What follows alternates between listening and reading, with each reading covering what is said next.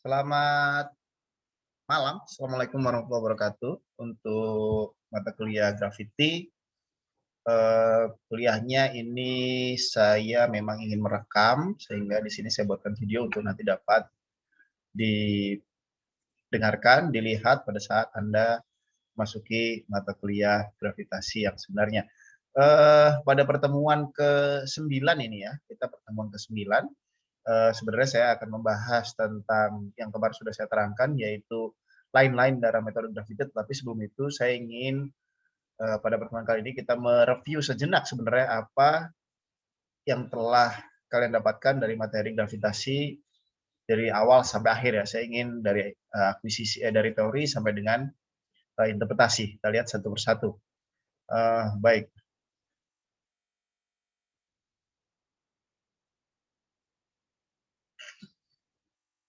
Di sini saya gunakan slide yang sudah sering saya gunakan ya. Jadi ini saya gunakan juga untuk waktu saya mengajar S2. Saya ingin full screen. Mana caranya?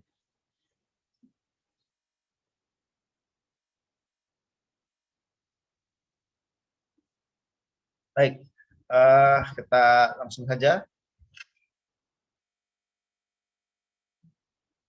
Gravity and magnetic. Kenapa di sini saya gabungkan antara gravity dan magnetik? Karena memang secara dasar teori dia merupakan suatu dasar teori yang sama, yaitu teori medan potensial. Jadi dia sama-sama metode-metode yang menggunakan medan potensial sebagai sumbernya, yaitu medan potensial gravitasi kalau dalam metode gravitasi dan magnetik dalam metode magnetik. Dan juga nanti dari sisi interpretasi dia ini berdua memiliki kesamaan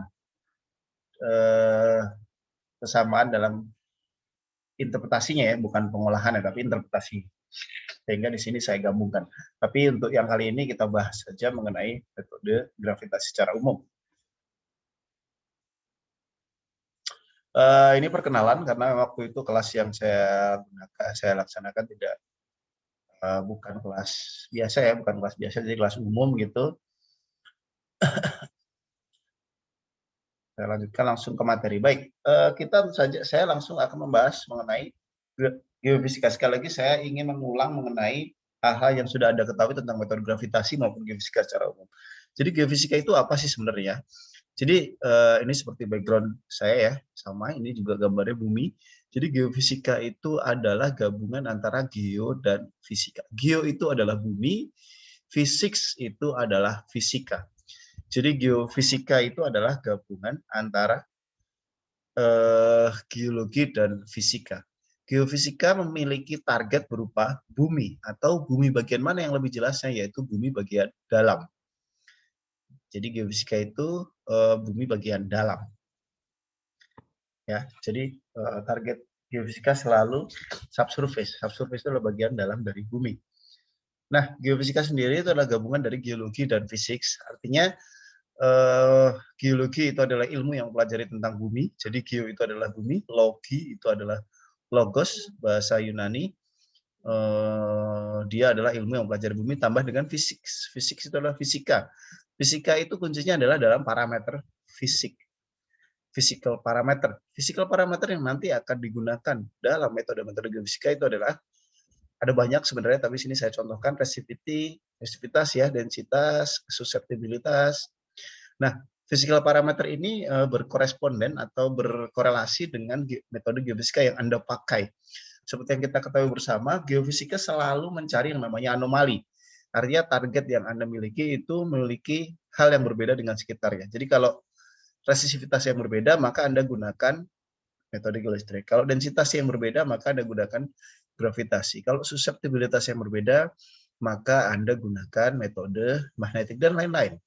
Jadi banyak. Tapi kuncinya adalah Anda harus mengetahui mengenai physical parameter difference, artinya parameter fisikal yang berbeda yang nanti harus Anda sesuaikan dengan metode geofisika yang akan Anda pakai dalam Anda melakukan eksplorasi. Jadi itu adalah geofisika. Nah, kita masuk ke gravitasi. Sebenarnya apa sih metode gravitasi itu?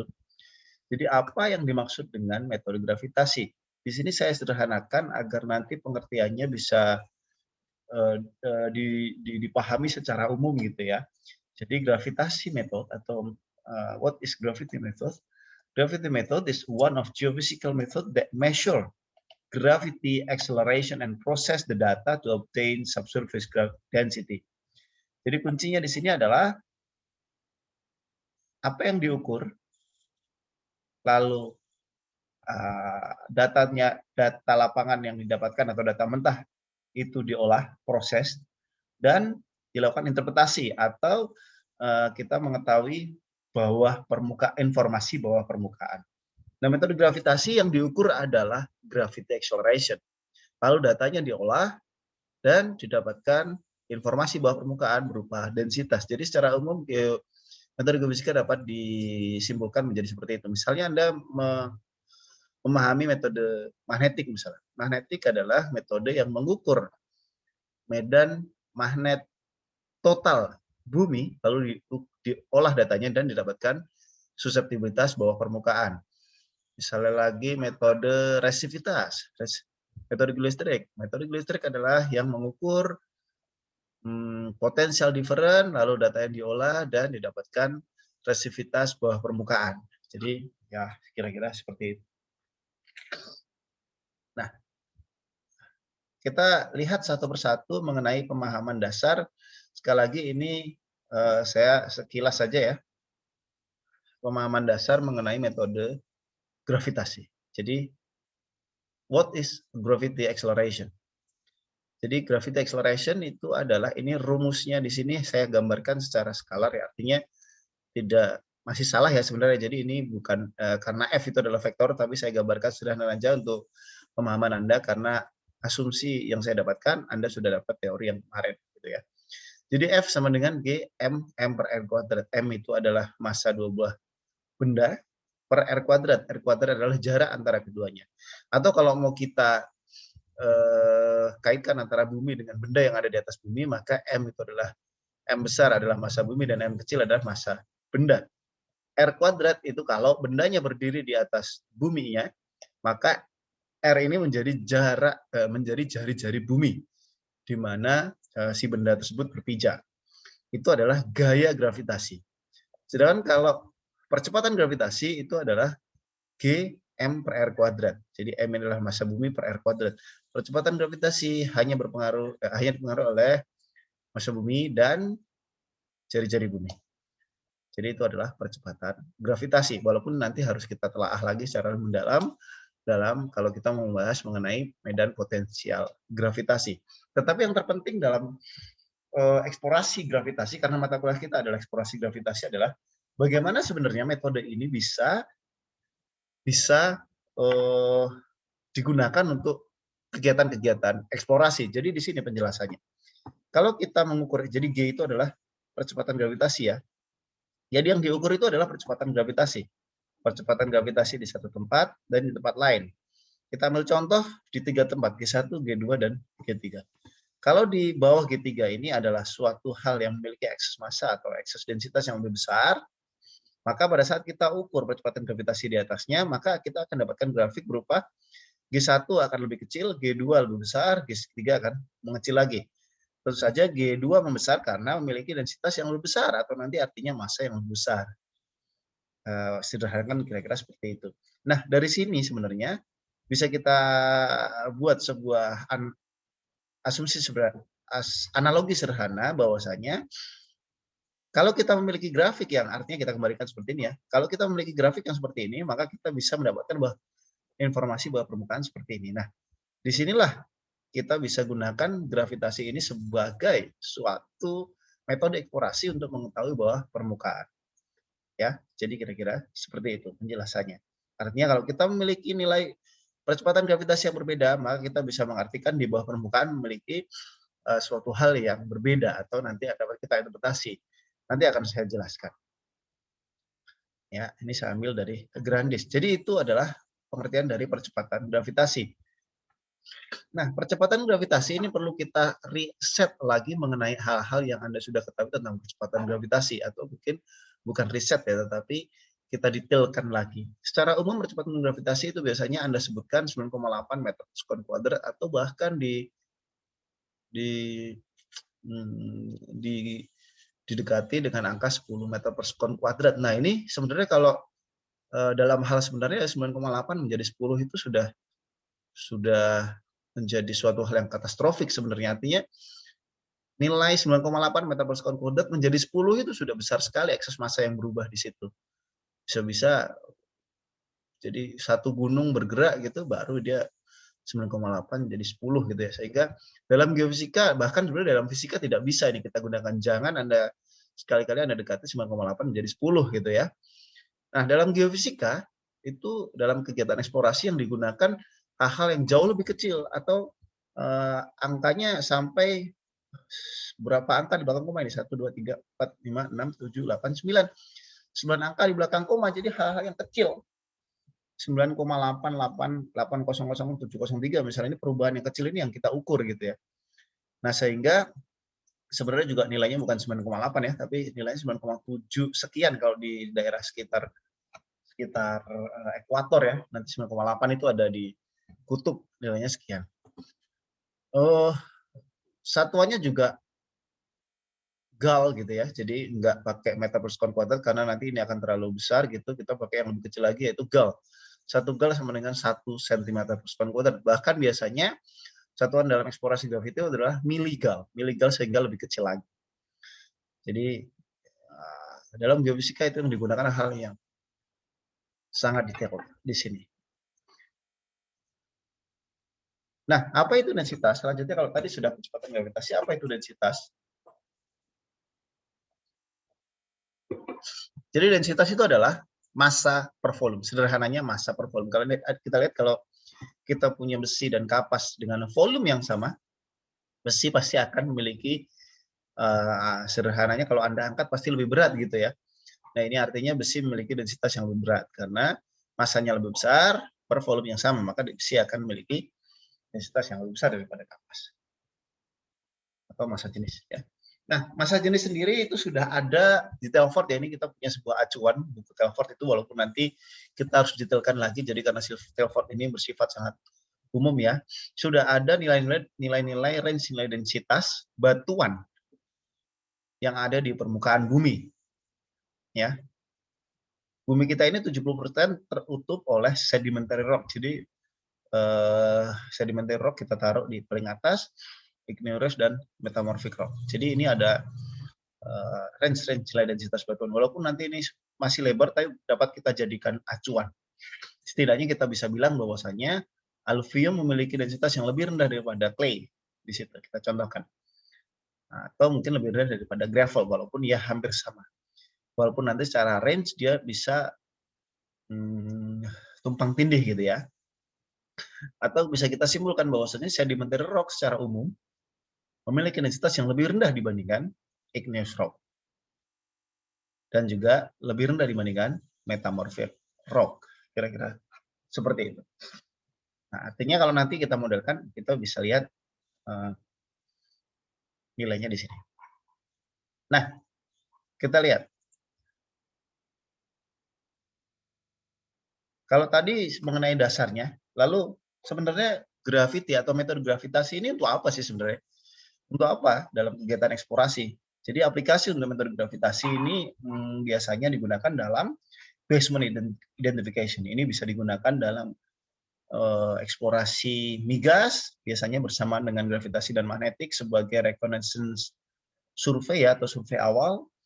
Juga dalam eksplorasi panas bumi dia juga digunakan sebagai basement identification atau basement identification atau fault identification, identifikasi sesar, identifikasi struktur itu juga dalam eksplorasi panas bumi, dan juga other geological feature identification.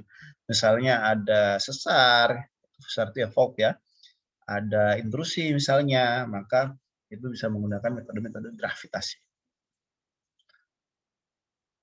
Sehingga nanti Anda tinggal menyesuaikan aja apa yang Anda bisa gunakan dalam metode gravitasi ini. Nah, saya akan langsung masuk ke gravity measurement atau pengukuran gravitasi. Secara umum ada dua jenis pengukuran gravitasi. Ada dua jenis pengukuran gravitasi. Yang pertama adalah absolute gravity measurement atau pengukuran gravitasi absolut, yang kedua adalah relative gravity absolute. Yang banyak digunakan dalam eksplorasi gravity adalah relative gravity measurement atau pengukuran gravitasi relatif. Mengapa ya? Kita lihat. Kita lihat. Nah, ini adalah alat dari absolute gravity measurement ya. Jadi alat gravity absolute FG5 yang kanan itu ya, absolute gravimeter. Ini tingginya sekitar ya setengah tinggi Anda mungkin ya, atau mungkin lebih besar lagi gitu ya, kira-kira 1 meter lebih. Nah, ini pengukuran absolute gravity ini selain alatnya yang besar, juga membutuhkan pengukuran yang waktunya relatif lama, jadi lebih dari 2 hari gitu ya, 2 sampai 5 hari kira-kira. Saya sendiri juga belum pernah melakukan pengukuran ini karena di Indonesia sih saya pikir belum ada alatnya, ataupun ada tapi sangat terbatas gitu ya. Nah, prinsip alat absolute gravity ini sebenarnya seperti yang Anda lakukan pada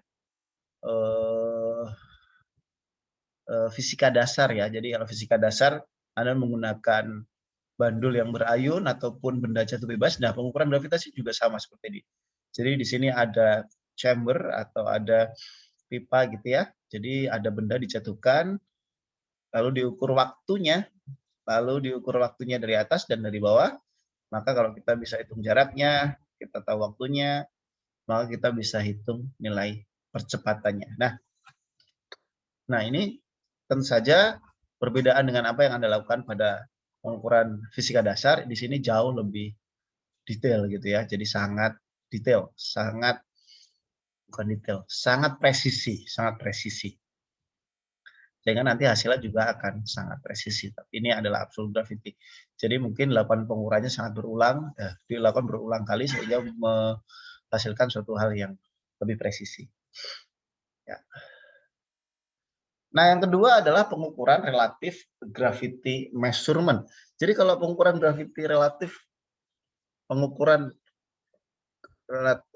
gravitasi relatif itu adalah kita mengukur selisih antara titik-titik pengukuran, jadi STA1, STA2, STA3, STA4, STA5, dicari selisihnya dengan nilai di base station.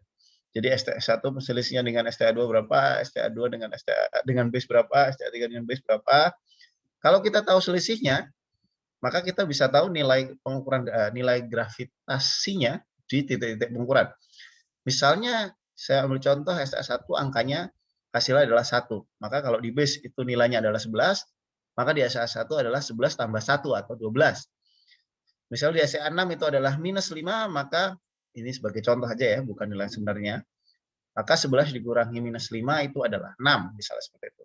Nah, sehingga di sini kita mendapatkan hasil yang sama, yaitu nilai percepatan gravitasi, tetapi kita bisa lakukan dengan lebih cepat. Nah, pengukuran gravitasi relatif tentu saja ini membutuhkan nilai base. Jadi nilai base ini harus yang sudah diketahui. Nah, pertanyaannya kalau kita survei pada akhirnya kan kalau kita survei di suatu tempat, maka kita harus membuat nilai base. Kita harus mencari nilai base ini. Nilai base ini dengan cara apa? Nah, di Indonesia sendiri ada istilahnya benchmark untuk stasiun-stasiun pengukuran gravitasi. Jadi ada istilahnya DG, different gravity kalau nggak salah ya. Jadi DG itu DG0 itu ada di dalam, atau DG0 asumsi saya sih yang sudah dilakukan pengukuran kecepatan gravitasi absolut ya, atau dia diturunkan dari luar negeri mungkin ya, atau di suatu tempat yang punya pengukuran gravitasi absolut. Itu ada di Bandung atau ada di dalam Museum Geologi di dalamnya. Lalu nanti ada DG1, DG1 itu berarti kita cari relatifnya dari DG0. DG2 itu kita cari absolutnya dari DG1. DG3 itu dari DG2 dan seterusnya. Nah, di Jogja sendiri kalau Anda melakukan pengukuran di Jogja itu ada titik berapa DG2 ataupun DG3, itu contohnya adalah di stasiun pengamatan BPTKG. Itu ada benchmark untuk pengukuran nilai gravitasi. Biasanya kalau saya melakukan pengukuran di sekitar Jogja itu dilakukannya kita cari nilai base-nya itu, kita tarik dari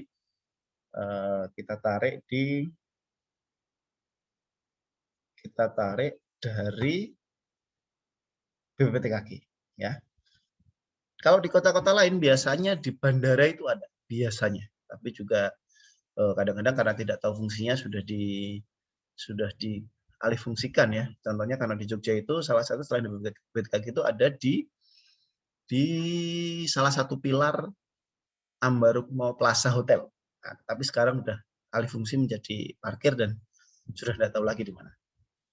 Jadi kira-kira seperti itu. Nah, ini besok kalau Anda ingin melakukan pengukuran di survei misalnya untuk KL2 misalnya kebutuhannya, itu Anda harus membuat nilai, harus menarik dari BPTKG atau dari tempat lain. Anda harus membuat nilai base station karena tiap hari nanti akan berangkat dari base station, STS 1, 2, 3 dan seterusnya berapa titik Anda, dan Anda harus kembali lagi ke base station. Kira-kira seperti itu.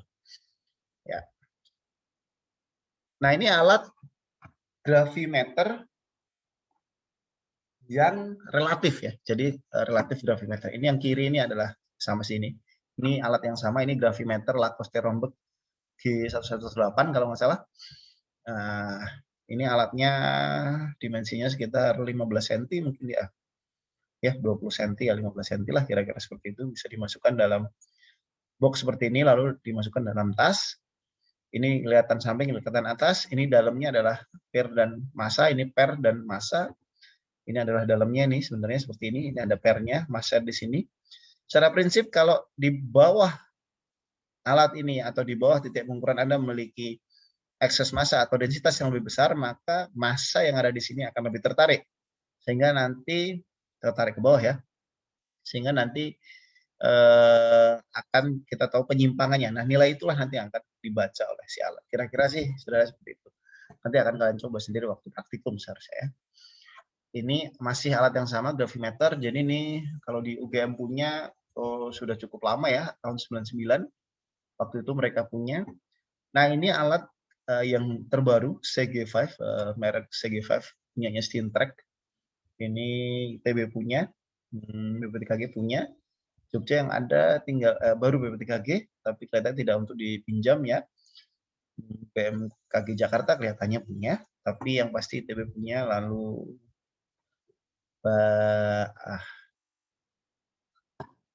Badan Kelautan, bukan.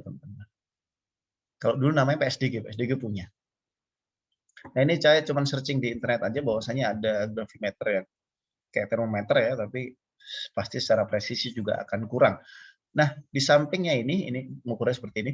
Dan di sampingnya ini adalah alat GPS. Jadi ini adalah GPS Trimble atau GPS geodetik yang bisa mendapatkan posisi terutama ketinggiannya dengan presisi yang lebih tinggi dibandingkan GPS handheld biasa atau GPS tangan Anda itu ya. Jadi ini bisa dapatkan presisi yang lebih tinggi. Nah, untuk apa sebenarnya? Ya karena dalam gravity itu nanti karena kita mengukur satu hal yang kecil, maka perbedaan ketinggian yang kecil itu sangat mempengaruhi. Sehingga nanti kalau error dari ketinggian Anda itu besar, ya itu nanti akan menutupi anomali kira-kira seperti itu. Sehingga dibutuhkan alat pengukuran GPS yang juga sangat presisi. Ini menggunakan GPS geodetik. Itulah di sini mereknya adalah Trimble. Jadi digunakan di UGM juga Trimble, tapi sekarang udah ada yang terbaru menggunakan Altus kalau nggak salah.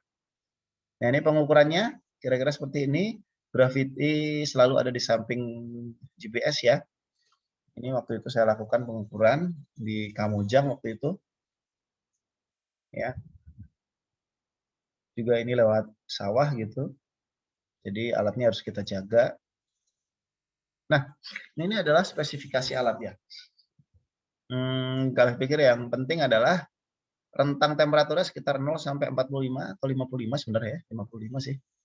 Absolute driftnya sekitar 0,5 per bulan, jadi ukurannya 20 cm kali 17 cm kali 25 cm. Beratnya sekitar 10 kilo ya, nggak berat-berat amat sih ya, 10 kilo ya, 10 kilo. Resolusi datanya 0,005 mg. Artinya dia masih bisa membedakan anomali sebesar 0,005 mg. Kita lihat yang lebih baru lagi, CG5 Autograph milik Steentrek. Di sini resolusi datanya 0,001 mg, minus 40 sampai plus 45 atau 55 ya. Ukurannya 31, 22 kali 21 cm, lebih besar gitu, dan tapi beratnya lebih ringan, lebih ringan. dan dia juga sudah automatic ya, jadi tinggal dipencet tadi akan keluar nilai GOPS-nya. Jadi lebih cepat sih kalau sekarang gitu ya. Nah, kita masuk, kalau tadi adalah pengukurannya, kita masuk ke processing. Processing saya pikir langkahnya di Gravity itu panjang ya. Kita akan memiliki, we will have a long way of processing. Jadi proses data gravitasi itu panjang betul, tetapi harus dipahami yang panjang itu akan menghasilkan suatu hal yang powerful gitu ya, yang powerful. Jadi kalau mau diurut ya dari data lapangan, konversi, GOPS, dan seterusnya sampai interpretasi, ini sudah Anda dapatkan praktikum. Besok akan kita bahas secara detail satu persatu mengenai apa yang ada di dalamnya gitu ya. Apa-apa yang perlu kita bahas yang mungkin masih terlewatkan di praktikum maupun di pertemuan sebelumnya. Nah, tetapi saya ingin jelaskan mengapa sebenarnya Gravity itu pengolahannya panjang gitu. Nah, dalam pengukuran gravitasi, kalau kita mengukur ini kan tata surya kita ya. Ada matahari, Merkuri, Venus, Earth, Mars, Jupiter, Saturn, Uranus, Neptune, dan Pluto. Pluto nggak tahu sekarang masih masuk planet apa enggak, tapi dalam konteks di sini kita melakukan pengukuran gravitasi di Earth atau di bumi, maka kalau kita mengukur pengukuran gravitasi di bumi, maka semua benda yang ada di luar angkasa ini akan memberikan efek kepada pengukuran kita. Jadi luar angkasa ini akan, benda-benda yang di luar angkasa akan memberikan efek mengenai apa yang kita ukur di sini. Dan juga apa yang ada di dalam bumi. Ini besok akan kita terangkan jelas lagi ya. Jadi apa yang di dalam bumi juga akan memberikan efek memberikan pengaruh terhadap apa yang kita lakukan pengukuran di permukaan. Juga gunung dan laut gitu ya. Jadi kalau kita sederhanakan, kalau kita melakukan pengukuran bumi, apa namanya, planet-planet akan memberikan efek, matahari, bintang, bulan, lalu juga ada di dalam bumi, ini semuanya memberikan memberikan ya efek ya terhadap apa yang kita ukur di bumi. Ya, jadi semuanya. Nah, padahal yang ingin kita cari itu adalah sebenarnya apa? Nilai percepatan gravitasi yang disebabkan oleh benda anomali, nilai percepatan gravitasi yang disebabkan oleh benda anomali, bukan dari efek-efek yang lain ini. Sehingga kita perlu hilangkan itu semua. Kita koreksi itu semua ya, istilahnya kita koreksi, walaupun koreksi itu nanti perlu kita bahas dalam minggu depan gitu ya, pemahaman mengenai apa itu koreksi. Kalau ini sudah kita hilangkan menggunakan apa ya, ini ada drift correction, tidal correction, latitude correction, phase correction, bogey correction, lagi latitude correction juga besok akan kita bahas. Kalau sudah kita hilangkan itu semua, maka tinggal efek dari si anomali. Kalau sudah tinggal efek si anomali, maka kalau kita lakukan pengukuran di atasnya tinggal efek dari si anomalinya, sehingga data anomali gravitasi atau nanti disebut ABL itu sudah merupakan nilai percepatan gravitasi yang disebabkan oleh suatu benda anomali, bukan dari benda-benda yang lain karena sudah dikoreksi gitu ya. Nah, disitulah mengapa kita membutuhkan pengukuran yang sangat detail, karena ini efeknya cukup besar gitu ya dibandingkan anomali yang sifatnya kecil walaupun dia dekat. Nah, sehingga kita perlu lakukan koreksi-koreksi tersebut secara presisi gitu ya.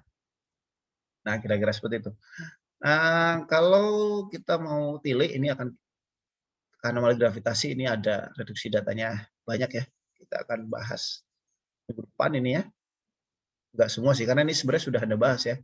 Saya khususkan minggu depan kita bahas tentang anomali gravitasi itu. Nah, yang terakhir adalah interpretation atau gravity interpretation. Jadi terakhir hari ini adalah mengenai gravity interpretation. Di sini saya mencoba untuk merumuskan hal-hal tentang interpretasi dengan sederhana ya, to make it simple gitu ya. Walaupun nanti kita bisa, apa yang terjadi di lapangan jauh lebih kompleks, tapi kalau kita bisa memahaminya dengan sederhana, maka kita bisa mempermudah kita untuk melakukan interpretasi. Cuma kita simple, ada 3 cara untuk melakukan interpretasi gravitasi. Yang pertama adalah the causes are gitu nih ya, harusnya ya. The causes are distant different, atau penyebabnya adalah perbedaan jarak dari surface. ke atau dari titik point of measurement ya. Yang kedua adalah penyebabnya adalah densitas, perbedaan densitas, dan yang ketiga adalah penyebabnya tentu saja yang terjadi di alam ini adalah selalu menjadi yang nomor 3 ini. The cause are both of them. Tetapi kalau kita bisa memahami 1 dan 2, maka nanti akan mempermudah Anda dalam melakukan interpretasi. Maksudnya bagaimana?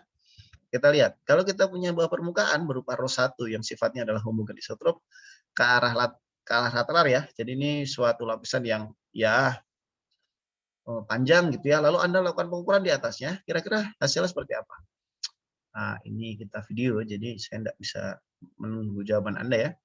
Hasilnya seperti apa? Hasilnya adalah kalau kita plot gravity anomali versus descent, maka hasilnya adalah yang hijau nih. Datar aja, ya karena memang nggak ada anomali apa-apa. Maka dia datar aja, anomali yang disebabkan oleh si benda ini kan datar aja ya. Ya, ini sudah cukup jelas.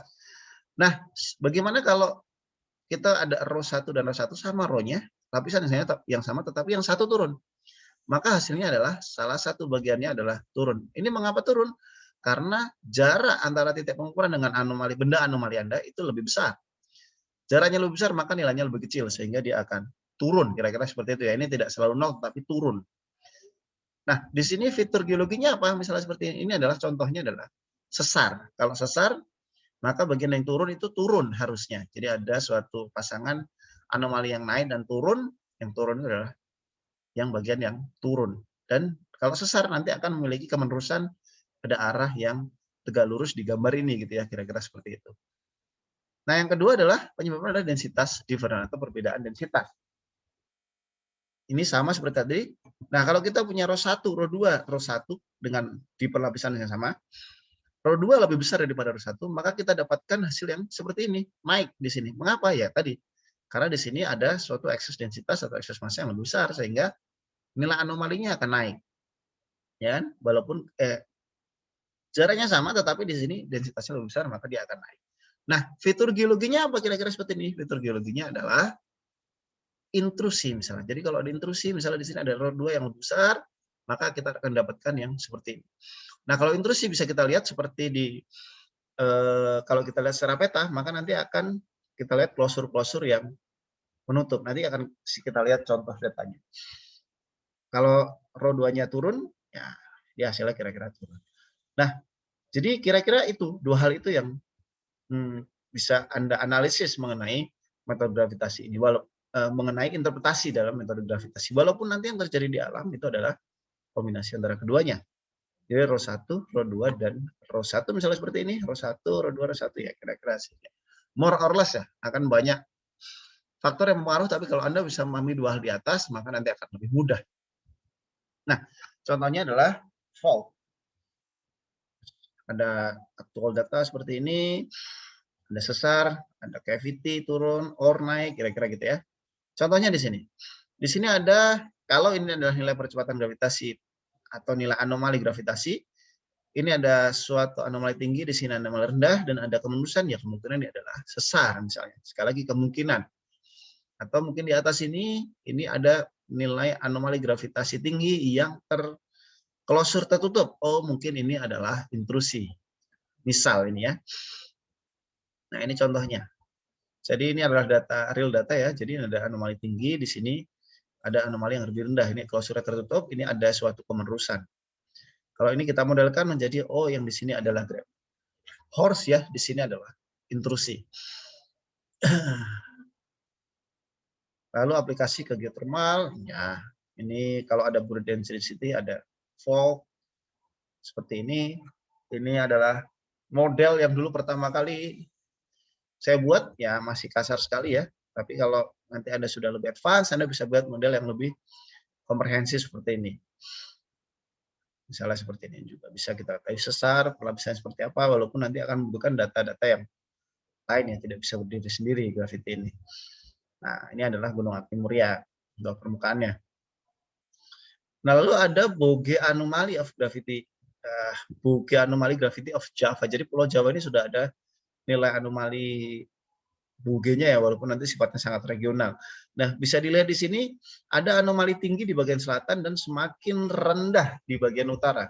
Jadi Bogge Anomaly ini juga menunjukkan bahwasanya penunjaman yang terjadi di selatan Pulau Jawa itu adalah benar adanya. Kita lihat yang tinggi di sini ini disebabkan oleh karena penunjaman yang dilakukan, penunjaman lempeng samudra si Australia itu adalah menunjam di bawah Pulau Jawa. Nah, sehingga menunjam yang di bagian selatan penunjamannya masih dangkal, sehingga di sini ada anomali tinggi. Semakin ke utara penunjamannya semakin dalam, sehingga anomalinya juga semakin rendah, walaupun nanti ada efek yang lain, tapi ini menunjukkan bahwasanya penunjaman yang terjadi pada selatan Pulau Jawa itu memang ada. Kita bisa juga buat di sini ingin saya tunjukkan paper-paper yang sekarang ada sudah sampai ke 3D gravity. Lalu di sini bisa juga kita modelkan, ini paper-papernya sudah ada ya. Nah, ini advanced processing juga sudah Anda dapatkan waktu praktikum ya. Jadi ada anomaly separation. Nanti kalau ada pertanyaan silahkan ditanyakan langsung ke saya. Derivative analysis dan spectral analysis ini sudah Anda dapatkan. Ini adalah flowchart-nya ya, sama seperti tadi. Pemisahan anomali ini juga sudah Anda lakukan. Nah, yang terakhir adalah, belum terakhir, kalau tadi interpretasi belum terakhir ya. Pengembangan gravity ini besok juga akan kita bahas pada pertemuan selanjutnya. Jadi perkembangan gravitasi adalah sekarang ke arah airborne gravity. Ini ada data-data airborne yang tentu saja membutuhkan penanganan khusus ya, karena diukur di atas pesawat, alatnya pun pasti akan berbeda. Tapi dia dapat mencakup area yang lebih luas, walaupun nanti dari sisi kedetailan dan dia akan kurang gitu ya, karena dia mempengaruhi dia diukur pada area yang luas. Dan juga pengembangannya ke arah satelit gravity. Ini besok akan kita bahas bagaimana mengenai reliabilitas data satelit gravity. Ini bisa Anda coba cari, ini bisa Anda coba langsung download ya, lalu Anda bisa coba gitu data-data gravitasi yang ada di seluruh dunia, termasuk Indonesia sebenarnya bisa download. Tapi besok akan kita bahas di pertemuan terakhir mungkin mengenai reliabilitas data gravity satelit. Baik, saya pikir itu yang bisa saya sampaikan untuk malam hari ini. Semoga bisa menjadikan inspirasi, semoga bisa menerangkan apa yang tidak terang. Silakan nanti kalau ada pertanyaan, silakan diajukan pertanyaan kepada saya, ke Japri, Muhammad Faisal Zakaria, ke mfaisal@upnyk.ac.id atau ke WA langsung 0857 419 0830.